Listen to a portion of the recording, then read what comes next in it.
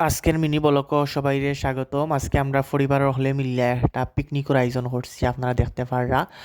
তো আজকে আয়োজন আছিল খাসির মাংস দিয়া বিরিয়ানি লগে দেশি মুরগ আর আলু। তো আপনারা দেখতে পাররা প্রথমে আমরা বিরিয়ানির যে চাউল আছিল ওটার বাজিলছি, তারপর ওটার মাঝে যে খাসির মাংস আগে বুনা করে রাখছি ওটা ধুয়ে গেল, তারপর ফানুনি দিয়ে বালাটিকে লাড়িয়া উড়িয়া রাখছি। তারপরে এটারে কিছু সময় দমে রাখার পরে দেখুন খুব সুন্দর একটা স্মেল আসছে, অনেক সুন্দর একটা গ্রাম।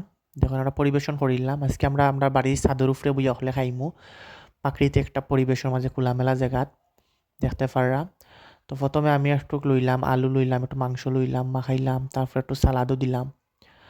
দেওয়ার পরে যখন মুখও দিলাম অনেক ভাল লাগছে, আসলে খুবই মজা হয়েছে, সব কিছু পারফেক্ট আছিল। রান্নাটা অনেক মজা হয়েছে, সব কিছু মিলাইয়া আর বাইরে সবাই মিলিয়া খাইছি, বাড়ির অকলের লগে পরিবারের লগে খাইলে আলাদা একটা বালা লাগে।